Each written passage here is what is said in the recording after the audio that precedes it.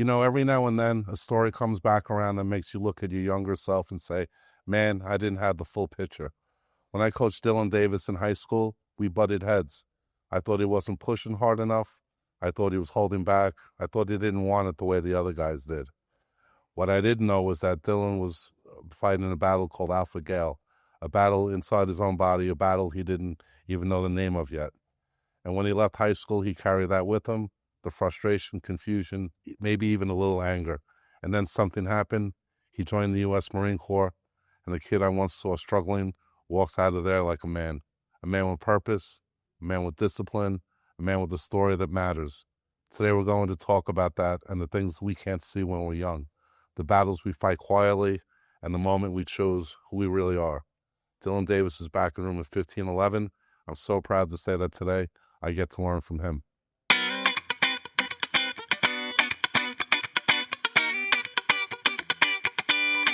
So Dylan, welcome to 1511. Tomorrow is the Marine Corps birthday? Today, actually. Today is, happy Filming birthday. on the Marine Corps birthday. Okay, so, that's, full circle here, Marine Corps birthday. Yeah, 250th today. 250, so it's a big one. Yeah, huge one. Okay, so, Dylan, let's talk about what you're doing now. What's life look like for Dylan Davis? All right, so I'm currently working civil service jobs, waiting to get the call back from Suffolk County Police Department. Okay. Continue my service, giving back to the community. Nice. I'm also working at a range, teaching people how to shoot, protect themselves. Isn't that what you did in the Marines? You were a sharpshooter? No, so my job in the Marine Corps was actually communications. Really? So I was a radio and satellite communications guy, and so that's what I'm currently doing now. Nice. Yeah. Nice. The person you became now, yeah. How much of that is from the Marines and how much of that was really inside you that the Marines brought out in you? Okay, well, I think, listen, the Marine Corps is always going to make what they want of you, right? So they're always going to have a blueprint of what they want you to be. They're always going to make you into that. They're perfect at it, right? They've been doing it for 250 years now. But what I will say is that I think each and every one of us has that inside of us, and that we need that to come to the surface, whether it's about being a man or just having the confidence in yourself or just full circle being a good human being at the end of the day, having character. I don't think I had that when I was younger, and I think the Marine Corps brought that out of me. Okay. I remember you fondly in high school. We did butt heads, but we always did it with a smile. Like we gave each other stupid nicknames and stuff. Yeah. Remember yours? I do. Yeah. I used to call him Sprinkles. And I wouldn't dare do that now. Look at his forearms. If you want to show me a little work there. So yeah, I'm intimidated by people like him now. But yeah, Dylan and I got along well. And I wouldn't say you had character in high school. Deep down inside, you just didn't always want to show it. You wanted to give off this persona, which you're trying to find yourselves, and that's what people do. So, I mean, one of my all-time favorite basketball players is Kobe Bryant, and I think everybody had that, like, oh, I want to be like Kobe, right? And I thought that mentality of kind of giving off that kind of persona was what would have brought me to the next level, and it just didn't end up that way. I had Rich Race on one of my earlier podcasts, and he said he knew he was in the NBA when he saw Kobe working out for the first time. He said it was other humanly, like he's been around basketball his whole life. And funny story, the guy I played college basketball with was Kobe's high school coach. Oh, really? Yeah, Greg Downer. So they just finished a book about Kobe's high school years. Yeah. Greg's prominently in that book. So he's still there. He's won like 3 or 4 state championships in Pennsylvania. So he's had quite a career there. But I actually got to do a tournament there at high school. Really? Freshman year, yeah. At Kobe's high school. Lower Merion? Yeah. So what sparked your decision to enlist in the Marines? I saw that you have a military background. Hey, Dad, I went to grammar school with Dylan's dad, actually. So that talk about full circle moments. Yeah. So was that something you were planning on doing? Yeah, so I wasn't planning to go to the military. I went to college. I actually went to Florida Southern for a year and a half. COVID hit, I think, what was it, freshman year? Like halfway through freshman year? halfway through freshman year, COVID hit. I was trying to be a walk-on, actually. I don't know if we probably haven't discussed this before, but I was No, trying to be a walk-on. that's a tough school, high Very, level Division two. yes, high level Division two. And when I walked into the coach's office, I tried to be respectful, presentable, whatever. He looked at me, he shrugged me off, and he said, we only take people that we recruit. They're Yeah, recruiting their yeah, walk-ons. So that was a hard pill to swallow, yeah. and that definitely changed my perspective on a lot of things. What I will say is that that being said, I think a lot of things are destiny, and Mhm. I just don't think it was in the cards for me to play college basketball. I had D3 offers, and I never followed through with them, and Mhm. I always just had it in me to try and pursue something that was harder Well, and more where of did a you get? challenge. Where's your flag tattoo you got your senior Oh year or yeah, eagle? When you got that, I knew you were yeah, yeah, somewhat military bounds at some point in your life. yeah, It yeah. was, So I was always patriotic, yeah. right? I saw what it did to your dad too. So Yeah, yeah. you know, It transforms everybody. And listen, like I'm third generation now. My father did it. I did it, and my grandfather did it now. yeah. So, and then we're gonna hopefully get my nephew or my son one day to do it. Hmm. So, You have a son or no, no, oh, not yet, not yet. it's a different Thank God. podcast. Yeah, Yeah. yeah, So let's go back to high school. yeah. Okay. Um, what was it like going through something that you didn't know really what it was? How frustrating was that? And sort of like me going, you're not running Yeah, down, yeah, yeah. Yeah, and just beating a dead horse. yeah, And, that must have been really frustrating because yeah, you couldn't articulate what yeah. was going wrong or on. So it was very hard for me to articulate it, right? And it was hard for me to show people all the work that I was putting in outside of practices, being at school. Like coaches don't see that. Yeah. Like I would be outside until 10 p.m. every night, getting 500 to 1,000 shots up and running. You know what I mean? Like that, I had it in me, but I didn't feel the need to articulate that. I felt that my actions would show that. Uh-huh. And unfortunately, I did get sick, and it affected my play a tremendous amount. Yeah. Like, I just remember waking up every day and feeling like I had the flu and I got hit by a truck. And it's like, how do you explain that to somebody that isn't? And you probably didn't even know until you saw it on film, probably.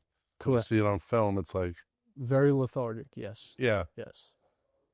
And even then, it was like, it's just something that was. Because you had a very strong ninth grade year and Yeah. 10th grade year. So, Yeah. We were looking for that, ascending, and it must, I know you wanted to be better than anybody. You were playing every weekend in the tri-state area, going all over the place to play. And,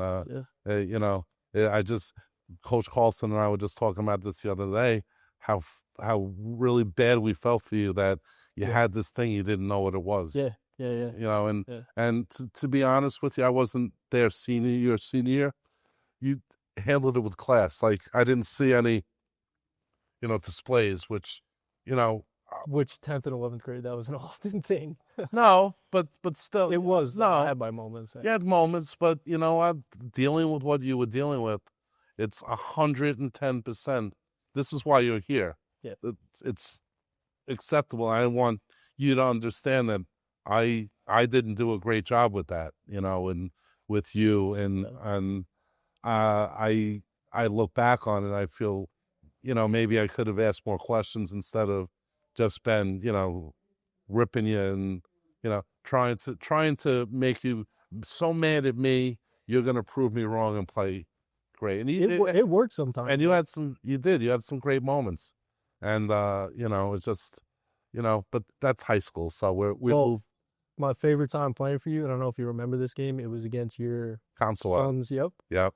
You remember when they threw the balls disrespectfully on the side of the court? Yeah. Yeah. And I think I had like 20 something that game. You had a big game. I was a beater. I remember you got shot, you got hit, taking the 3-pointer at the end of the half, and then a guy got a technical, and you hit 5 foul shots in a row. And we didn't have a lot of good moments in that locker room, but that night was definitely one of them. That was fantastic. Yeah. Before the diagnosis, what did you think was wrong with you? Growing up, it was more of like, if you had internal pain like that, to just kind of shrug it off, wake up and show up. As a man, that's your duty, right? So yeah, that's kind of what the Marine Corps obviously falls. And your brother's not. Brother is not a. Yeah, he is. He's not a He is. teetotaler, Right, so right, he's telling you what's up. Your dad's telling you what's right, up. right. So you're hearing it in stereo, yeah, and that must have sucked. yeah. No, it wasn't terrible. I think it brought me to the place where I was ready for the Marine Corps. Mhm. Because like I have all these influences where it's like they're being hard on me, and people think that tough love isn't good anymore. I think that's exactly what people need, Mhm. especially like you're callousing somebody, Yeah. a young individual, to make them Well, who they are. Colson is coaching 7th and 8th grade now. Okay. Perfect. Those kids love him. Yep. He's just ripping them, but Yep. in an appropriate way, and Yep. just they love playing for him, and the parents love him. So Yep. it's good stuff. After you get the diagnosis, how do you feel? You relieved that you know what it Yeah. was, Well, and so screw you guys. I did have something wrong with me. putting a name to the face, Mm-hmm. kind of thing, that definitely helps cope with it. But then it was like, what's next? Like basketball isn't my thing anymore. I put my whole middle school and high school life into basketball. So now I have to find purpose somewhere else. And that's kind of what led me to the Marine Corps eventually, but college at first, and it just wasn't for me. Yeah. Yeah, I don't think college was for me either, but thankfully my parents let me stay, and I sort of grew out of that and figured it out by the time I was a senior. Yeah. All right, let's go to the Marines. Yeah. First day. Yeah. What do you see? Like, are you kicking yourself in the ass? Yeah. You're like, what the hell did I get into? So You probably had a first good day, idea I from did, that. yeah. Yeah. So pops helped me understand what's gonna happen. It's gonna be a culture shock, right? Um, as soon as I get off the bus, they're keeping us up for 3 days, and it just from there it's on, and we're checking into receiving and everything that they're doing to us, cutting our hair, and just so the first couple of days really is they're kind of getting you prepared for what's about to happen, and it's still like a culture shock just getting there, right? Mm-hmm. The first couple of days to keep you up, obviously. Um, I remember the third day. So you have two separate pairs of drill instructors. You have receiving drill instructors who take care of you up until the point they hand you off to your drill instructors for the whole cycle. And the receiving drill instructors are a little, I don't want to say softer, but it's not Marine Corps boot camp. They're more welcoming. They're more welcoming, but it's not welcoming. Yeah. It's just they're never going to be welcoming. Bad choice of words. Yeah. But they are not on top of you like the real drill instructors are. And everybody there is kind of like, oh, I could do this forever, right? Yeah. And then I remember the last night they put me on fire watch. So fire watch is when you have to stay up in the middle of the night and make sure nobody breaks in or tries to hurt themselves or anything like that. And the drill instructor put me on watch. He comes up to me, and it was a receiving drill instructor at this point. And he goes, what's with your tattoo? And I actually had a tattoo for my grandfather, which anybody that's been through the Marine Corps process, that's never good. And I remember him looking me in the eyes, like with a death stare. And he's like, you're going to die for that. That's what he said. They don't like tattoos? Tattoos in general is frowned upon, right? But I had a Marine Corps tattoo before going to Marine Corps boot camp. Oh. So it faked your valor. Yes, that's what they were saying. Oh, that's yeah. So, but they're always going to find that. Right? Yeah. So they found something. He saw it when we were in the showers, and he said, "You're going to die for that." That's what he said. And I didn't know what he meant by that. And then the day after, I found out what he meant by that. So yeah. But I think people need to be calloused as individuals. At the time, high school, I wasn't able to react to it. And now I think the Marine Corps made me prepared for anything. Mm-hmm. Yeah. Well, the next chapter. That's one thing. Like, my Marine Corps was my boar's head route. I work by myself, and it was tough physical labor. And I always say to myself, if I'm ever in a situation, you drove a truck 18 hours a day in the summer by yourself, you can do anything. I'm sure. Correct. That must be your mentality. Yeah, 100%. 100%. Swilling and baloney is a little different. Yeah. But it's still got you to where you need to be. Yeah. Right? I think everybody needs that event in their life. And it doesn't have to be the Marine Corps, man. There's people working 2 or 3 jobs just to get by, raising a family. Yeah. That's harder than Sure. what I do. I'm not raising a family right now, So. Well, maybe if you shave that mustache, maybe you have a better shot. Was there a moment in boot camp where you thought it was going to break you, where, like they say everyone has that moment? Yes. That officer and a gentleman moment. Yes. Yeah. So, believe it or not, I was tough to break. The drill instructors gave No, me I'm credit sure. for it. I was tough to break. I was mentally tough No, I'm sure. at that time, just because of, obviously I was prepared. Obviously, my father gave me some insight, and it's all kind of a, I don't want to say an act, but it's a mind game, Yeah. right? So to break through to somebody that understands what's going on to them is a little more difficult. But there was one moment where they were like, "This is what's getting you." Like this is like, and it was just a normal day, but I guess I was just having a bad day. Mhm. It was about a month or two in, so hanging on by a thread at this point, right? And I remember breaking down, like, and they were ITing me, so it's called incentive training. That's when they bring you to the pit and they're smoking you, and I was getting smoked all day. I got smoked a lot because of my What does tattoo. smoke mean? So incentive training. So they'll make you do a workout and they'll kind of scream at you. They do it separate times throughout the day. They did it to me quite often because of my tattoo. Definitely didn't help. And then every time somebody else messed up, whether it was my rack mate or something, I got IT'd for that too. So they found a lot of excuses to do it, right? And then that day I was just having a bad day. I wasn't feeling good, whatever it was. Mentally, I was checked out. But once you get to that point where they break you, it's all downhill from there. Uh-huh. Because you already know it doesn't get worse than that. Yeah. So Did the Marines change any of your relationships with your family or friends? absolutely. Absolutely. So it makes it, obviously, I became closer to my father because he kind of understands Yeah. where I'm at mentally. Very now few after- people. Yeah, sure. And then, but I think even my brothers got a little closer to me. They respected me a little more because of what I went through. But it's very hard to relate to people after that. Sure. Because it's a very hard process that not many people understand. And Yeah, and then you see somebody complaining about their latte. there's $7 latte. And that they didn't put the right foam in there. You want to wring Right. somebody's neck. And Speaking of friends, I ran into your boy Matty Goncalves. He sent his regards. He's I saw him at the wake the other day. Oh, you were there? I was there. Yeah. I must have missed you. I went early. Yeah. He looks good. He does. He He looks does. big.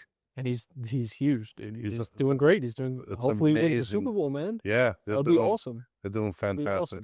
awesome. I think what Pitt did to him is sort of Marine like. Same thing, yeah. Yeah. It's a transformation because I remember being friends with him, and his mentality might have been a little different. Sure. Oh, 100%. he was never pushed to that point in Manorville, right? He's playing against a 6'2". What, any of them? No. Right. Yeah. Did the Marines teach you anything about yourself that you didn't know before?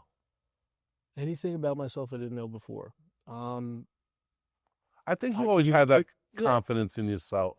I always thought that you had a confidence in yourself. Too much.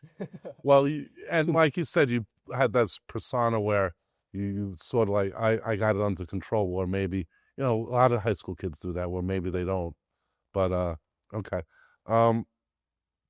There's a lot of kids now that are stuck. We're going to give some advice to the younger generation that are stuck. They don't know where they fit in. They maybe think that life's passing them by. They didn't hit their moment yet. They're sitting in classrooms and locker rooms all over. What do you say to those kids? Don't give up. Have that mentality to push through and know where you want to be in life. Find that purpose. Everybody needs purpose. Once you find that purpose, you will have whatever you're looking for. I've been a big proponent. You got to set goals and you got to find that, like this stupid podcast thing. This is my purpose now in retirement. Like, I was like, what am I going to do now? Now, it's not going to make me a millionaire or anything, but it's going to keep me connected to people that are important to me and get some good stories out. So, that I totally agree with that. What would you tell kids today about patience and timing? Like, some kids expect it to happen in high school. They think that's a culmination. High school wasn't it for you. So what would you tell them about patience and timing? Well, patience, I think destiny is a huge thing. People need to understand once they let go of them controlling their destiny and knowing that destiny is going to happen, however it's so fit to them, I think they'll be a lot more content with life. Wow. Yeah. It's really important. Yeah. Very profound. What do you say to the kid? This was probably me in high school. If it doesn't happen now, it's not going to happen. I think if you peak in high school, I think there's a huge issue. Yeah. that's. We knew a couple of guys. Yeah, like really. that. Yeah. Don't peak in high school, man. Yeah. Even if you do, and there's nothing wrong with that, right? All jokes aside. But peaking in high school is High Well, school's not the be all end all. as long as you're Bills. still striving for the next thing, that's the most important thing. I think your peak should come when you're passing. Yeah. Honestly, you want to chase that Well, your whole life. That's Always. I started my podcast with a phone with a cracked screen in a doctor's office, like in June. It just came into my head, back to class with Mr. H, and Yeah. and then it just started from there. And like all the tech I've had to learn, and all like You're I always building that. yeah, Right? but I can't believe the things that I haven't let stop me. Like for this, I have a whole new camera configuration. See the tape? Yeah. That wasn't supposed to be like that, but Yeah. I'm gonna do anything I can to get it done. And you want to show your kids that life is always about the next thing. I'm 61. Your dad's 61. 61 looked a lot different when we were kids. You almost had the walker. Now, your dad's doing. I shouldn't say what he's doing. Doing burpees in the morning. Yeah, he's kicking butt and taking names. So, Or because I gotta be on his ass. yeah, I gotta be his drill instructor now. yeah, role reversal. Yeah. Okay, Dylan, it's gonna be tough. Yeah. Look into the camera. Okay. Talk to your 16-year-old self. Oof. That's tough. What do you say to him? Can I speak freely? Yes. I can speak freely. No F-bomb. No F-bomb. Okay. Okay. We have this saying in the Marine Corps, it's DBAB, and you'll understand that later in life. Don't be a bitch. Okay. Don't be a bitch. Yeah. Just push through. Whatever you're dealing with now, it's not even going to pale in comparison to what you're going to deal with in life. Awesome. It's funny. You think you're teaching kids how to compete, how to show up, how to work, and then life takes them somewhere really hard, somewhere really real. And then he comes back and teaches you. Dylan, I'm really proud of who you became, and I'm honored you came back to class to share it with us here. Thank you. Right. Thanks for having me. No problem. You're the man. All right, back to class with Dylan. Dylan's got a little adult beverage. I have my beer.